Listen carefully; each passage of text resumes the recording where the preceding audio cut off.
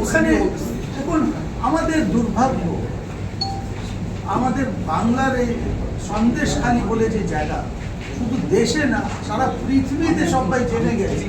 আমি বলছি দুর্ভাগ্যটা একটাই কারণ, কিসের জন্য জেনেছি? ওখানে বিভিন্ন আর্মস পাওয়া যাচ্ছে।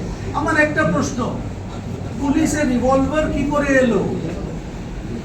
পশ্চিমবঙ্গ পুলিশ কি যখন ওই রিভলভারটা যদি ওরা নিজে না দিয়ে থাকে, তাহলে তো আমি বলবো মিসিং, একটা আগ্নেয় অস্ত্র মিসিং। তার কি মিসিং আগ্নেয় অস্ত্র কোনো রিপোর্ট ফাইল হলো, কোনো তদন্ত হলো?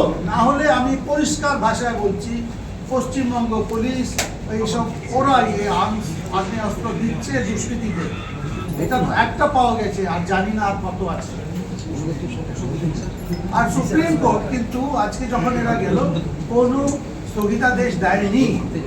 তার মানে একটাই, সুপ্রিম কোর্ট স্যাটিসফাইড এই কেসের অনেক কিছু আছে, নাহলে স্থগিতাদেশ দিত, দেয়নি তো।